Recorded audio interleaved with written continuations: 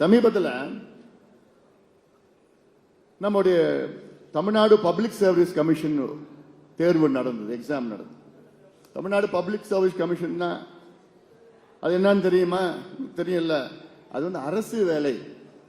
Group 1, group 2, group 3, group 4 அரசு வேலைன்னா அதுல குரூப் 1ல என்ன வேலைன்னா டெபுட்டி கலெக்டர் வேலை, டிஸ்ட்ரிக்ட் ஜட்ஜ் வேலை, டிஎஸ்பி அதுல தேர்வு பண்ணுவாங்க.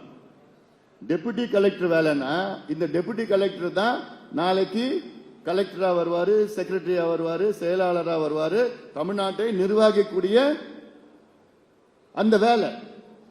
இந்த டிஎஸ்பி தான் நாளைக்கு எஸ்பி, டிஐஜி, ஐஜி, அதுக்கப்புறம் ஏடிஜிபி, டிஜிபி எல்லாம் வந்து உயர்ந்த போலீஸ் அதிகாரிகள். இந்த டிஸ்ட்ரிக்ட் ஜட்ஜ் தான் நாளைக்கு அவங்க ஹைகோர்ட் ஜட்ஜ் வருவாங்க, சுப்ரீம் கோர்ட் ஜட்ஜ் வருவாங்க, எல்லாம் வருவாங்க. இவங்க இங்க நேத்து நடந்த தேர்வுல, நேத்து முந்தின நடந்த தேர்வுல இந்த தேர்வுக்காக கேள்விகளை கேட்டிருக்கிறாங்க. என்ன கேள்வி கேட்டாங்க தெரியுமா? 62வது கேள்வி, டிஎன்பிசி குரூப் 1 தேர்வில் 62வது கேள்வி, வணிக நிறுவனங்கள் தமிழ்நாட்டை ஏன் முதலீட்டுக்கு விருப்பமாக இடமாக தேர்வு செய்கின்றனர் என்பதுதான் அந்த வினா.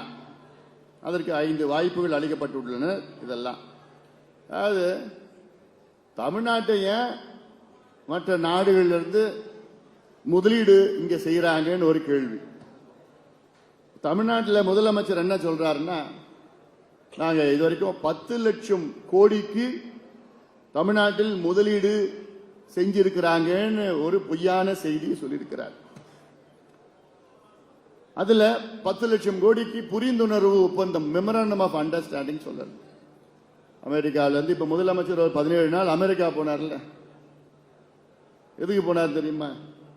எனக்கு தெரியும் எதுக்கு போனார், உங்களுக்கு தெரியாது. அங்க இருந்து ஏதோ அங்க தங்கினாரா, அங்க வந்தாராம், போனாராம். 10 லட்சம் கோடிக்கு எவ்வளவு இன்னைக்கு முதலீடு செஞ்சிருக்கிறாங்கன்னு கேட்டா அதுக்கு பதில் சொல்ல மாட்டாங்க. வெள்ளை அறிக்கை கொடுங்கன்னு சொன்னா அதுக்கு இன்னைக்கு வரைக்கும் பதில் வரல, வராது.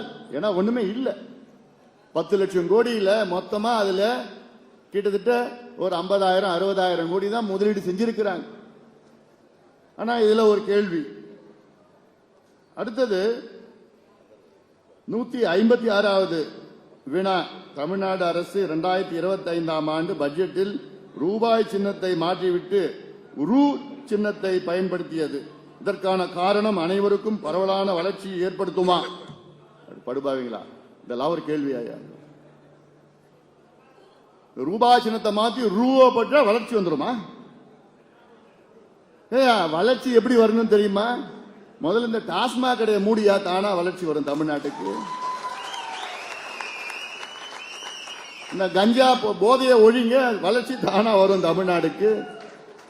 அதை விட்டுட்டு ரூபாயை மாத்திட்டு ரூ போட்டா வளர்ச்சி வந்துருமா தமிழ்நாடு? யார்கிட்ட கேட்கறாங்க இதெல்லாம்? டிஎஸ்பி கிட்ட, டெபுட்டி கலெக்டர் கிட்ட, டிஸ்ட்ரிக்ட் ஜட்ஜு கிட்ட கேட்கிற கேள்வி செலக்ட் பண்றதுக்கு. அதன் பிறகு திமுக இன்னொரு கேள்வி, திமுக எதற்காக இந்திய எதிர்ப்பு போராட்டம் நடத்தியது என்பது 121ஆம் கேள்வி.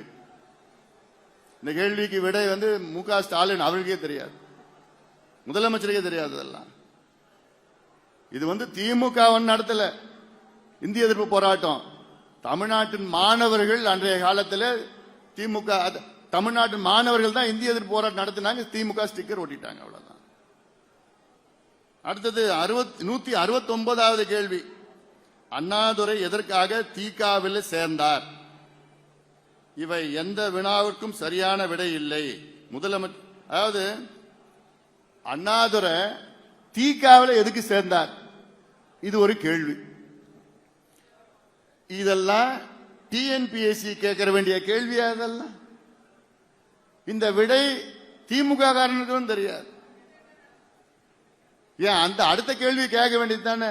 அண்ணாதுரை தீகாவில் இருந்து ஏன் பிரிஞ்சு வந்தாருன்னு கேட்க வேண்டியது தானே? அதை கேட்க மாட்டானுங்க. ஏன் சேர்ந்தாருன்னு கேட்கிற கேள்வி, ஏன் பிரிஞ்சாருன்னு கேட்க வேண்டியது தானே? பெரியாரிடம் ஏன் பிரிந்து வந்தாருன்னு கேட்க வேண்டியது அந்த கேள்விய.